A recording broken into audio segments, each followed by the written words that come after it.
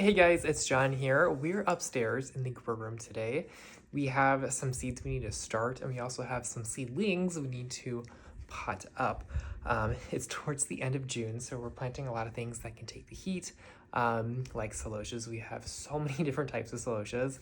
We love growing them. I feel like we just grow a ton of them every year because they come in so many different shapes and forms and textures and colors that it's really good, it's really easy to get a lot of different variety in just one type of flower.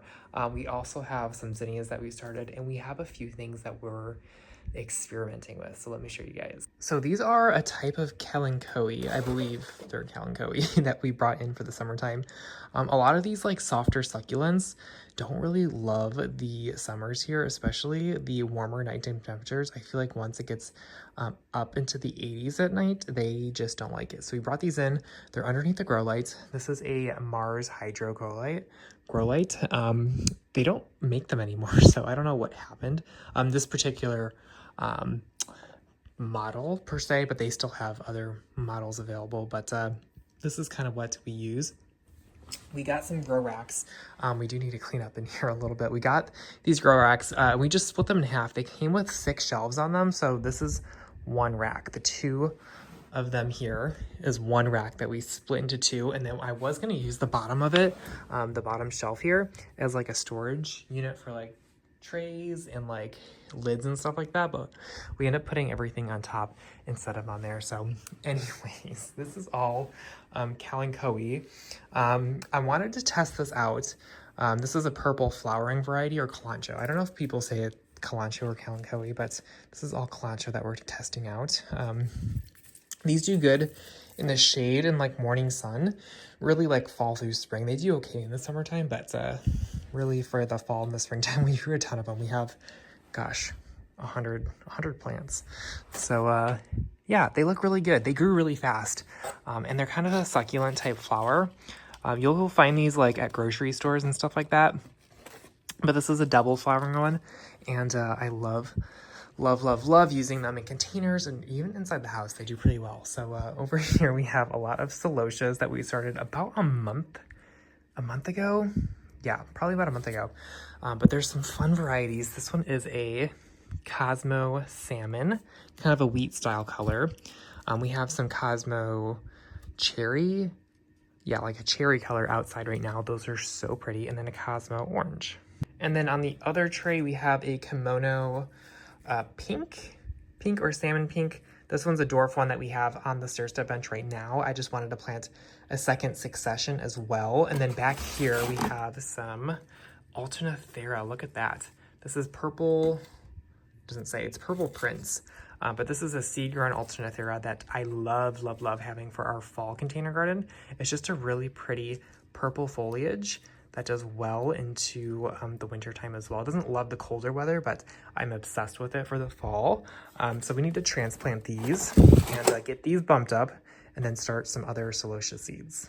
Now, I did already fill up a tray for the seeds we're starting today, but I'll show you guys the trays that we use. It is a it's a 128 tray. These are from Greenhouse Megastore, but we cut the edges off of all of our trays so that they fit into our, let me show you guys, like our, the trays that hold all the water. There you go. So this is a tray, and then you can insert the 128 inside of it. Okay, so this is a better side-by-side. They are different size trays. This is a 128 and this is like a 160 something, but all you do is cut off the edges. Do you guys see how there's edges on here? And then it'll look like this so that it lays flat in the tray. If you don't cut off the edges, it will still fit on the tray, but it like fits really high for some reason. So like the cells go up to like here. And I don't know why they designed it like that, but anyways, we just cut them so that they fit flat. And this is the cheapest way I have found to do it. There are trays that are shorter in height that you can get, but they're kind of expensive. And I find that I cut the cells anyways to sell them, share them with friends. So I might as well just cut off the edges from the get-go. The link down below for you guys for both the trays that we use and where we get them at Greenhouse Megastore. Okay, so we have our 128 tray that we filled up with Pro Mix, basically a seed starting mix, and we hydrated it. We did this yesterday to get it nice and saturated because it does take, I mean, the soil was really, really dry. So we just put it in the tray and then super saturated. Well, I shouldn't say super saturated, but saturated it enough to hydrate the soil, and all the excess water drained out. So we're good to go to plant here. And we did bring down our tray, so we're just going to slip this seed starting pack onto the tray here, and it fits like a glove. So we're going to start our seeds. Rose here is just hanging out in the lawn. Look at that. She's just sunbathing in the grass. It's only, the high today is only like 98, 99. So she's she's loving that. But she'll even be out here when it's 100 plus degrees out. But she'll just lay in the grass. She won't really lay on the concrete because it's a little too hot. But she'll enjoy her nice sunbathing in the grass. Don't you love that, Rosie? Yeah. We'll stop harassing her and leave her to her sunbathing activities. We're starting this Celosia variety called Dracula today. It's supposed to be a mid-sized coxcomb. It's a coxcomb Celosia. So it'll get about 12 to 14 inches tall with a beautiful dark red flower, but it also is going to have some really pretty dark leaves to it. So it's going to be beautiful for our late summer and fall garden. We grew Raven Red. We're still going to grow that, the Brainiac series, but they only get about 6 inches tall. So having one a little bit taller, I think it's going to be cute to kind of tuck into the container garden. And if it's too much dark foliage, we just won't tuck it into the container garden. But I think it's going to be fun to grow, at least a test run, and to see how well it grows. I'll show you guys some coxcombs that are currently in our garden and what they look like. Excuse the harsh midday sun, but these are the Brainiac coxcombs. This is a pink, I think pink, and then the mad magenta. But this is kind of what the flower will look like. It's going to be so pretty. I love them. They add such a cool textural element into the garden. They are a good flower too. I mean, the bees don't really pollinate it too much just because I think it's hard for them to get into this crested flower, but they are loving all the other flowers. So these are the coxcombs. These are the kimonos. I showed you guys these upstairs in the grow room. We're going to be starting some more of them because it's always good to succession plant them. And we're going to be starting even more of them next week. This is another Celosia called Pink, Sparkler Pink. Love her. She's a great mid-sized one as well. We have some more of them over there. Just a great bright pink one. Love, love, love, love. And so we have more of the coxcombs down there. And this is the Cosmo. I also showed you guys the Cosmo upstairs. This is the Cosmo Cherry. And we're starting the orange and the salmon, which I think are going to be really great colors for our fall, like a late summer fall container garden. So I'm super excited about these. You do want to succession plant Celosias maybe once, even 2 times is a good way to do it throughout the summertime.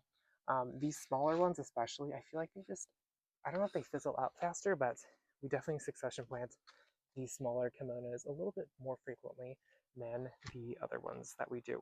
So we're planting the Draculas today, and those will be probably blooming for us in late August. We're going to start sowing these seeds. They are coated, which should make them a little bit easier to transplant, or should I say plant. So we're just going to sprinkle them. This is like a fertilizer cap. There we go.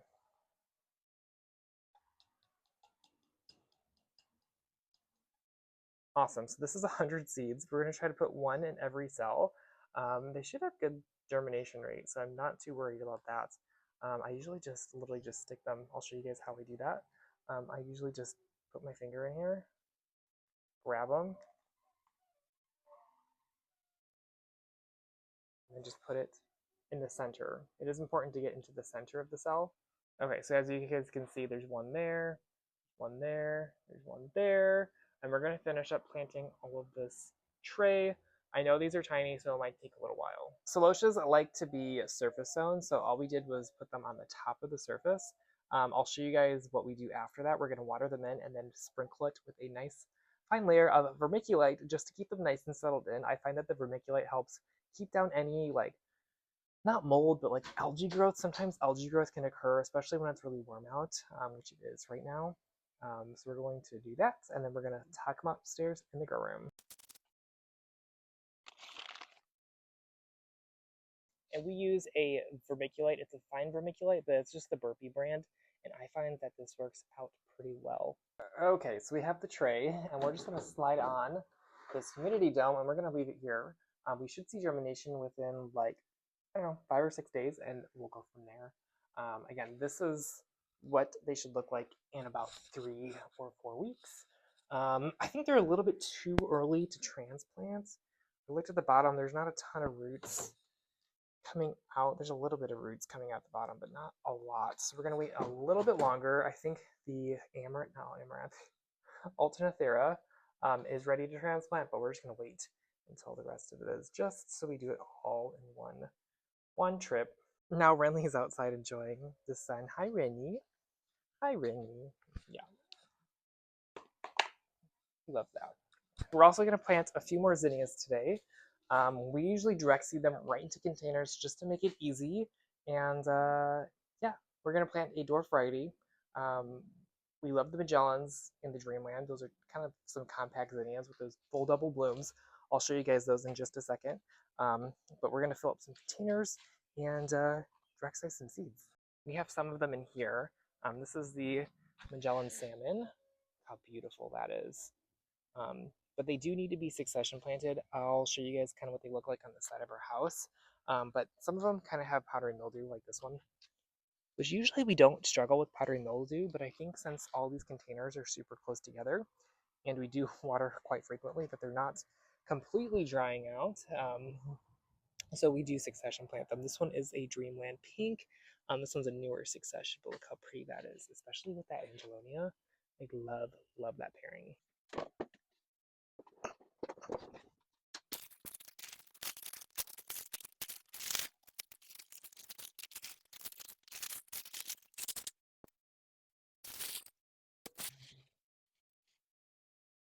We're gonna go grab the seeds upstairs, but I always recommend watering your containers, especially if you direct seed them, just to get the soil nice and level. It'll get rid of any air bubbles. So that way when you plant it, it's gonna be at the correct depth and it's not gonna go sinking or come back up at some. Okay, this is our seed rack.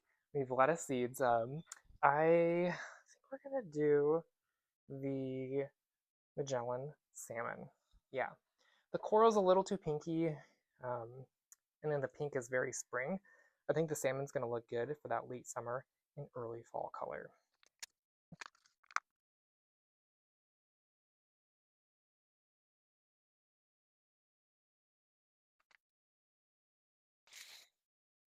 Okay, so we put about 3 seeds in each pot and buried them at about 1/4 inch deep. And so what we're going to do now is we're going to put them on the side of our house, and I'll show you guys where they are. So these are all of our zinnia successions. Let's turn off this hose. Ooh, got a little wet. These are our zinnia successions, and these were probably planted in a pot that was a little bit too small. But most of these are in at least a 10-12 inch pot. This is in a 14-inch pot, which is optimal. These were planted about, gosh, I would say like 3 weeks ago, but we were pinching all of them. So once they get about this size, we usually pinch them like this to help encourage branching. As you can see, there's 1, 2, 3, 4 shoots over here that will come out and branch out, kind of like this one. And these will all produce flowers and big healthy plants. So we're going to put them all over here. And then we're going to put a crate on top of them. I'll show you guys what that looks like. Okay, so this is like a tray. You can either use a bulb crate or a tray like this, but this just helps keep the birds out, really. That's one of our biggest problems, is birds pecking at the seedlings. So this will help keep all the birds away until that they sprout. So once they germinate, we'll take this off, and then it'll be nice and fine. This is the east side of our home. So it only gets morning sun, which is perfect for seedlings. Seedlings don't want that full hot afternoon sun. So this is a great spot for them. We keep a lot of other things like these cute little peppers.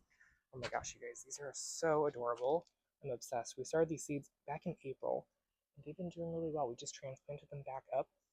into these 6.5-inch pots. There's 3 plants in each pot, but the bougainvillea, or neighbor's bougainvillea, it keeps falling and making a pretty mess in the pot. So love that. Anyways, you guys, that is it for today's video. I'll keep you guys updated on how the Celosias do, how the Zinnias grow, and thanks for watching. I'll see you in the next one.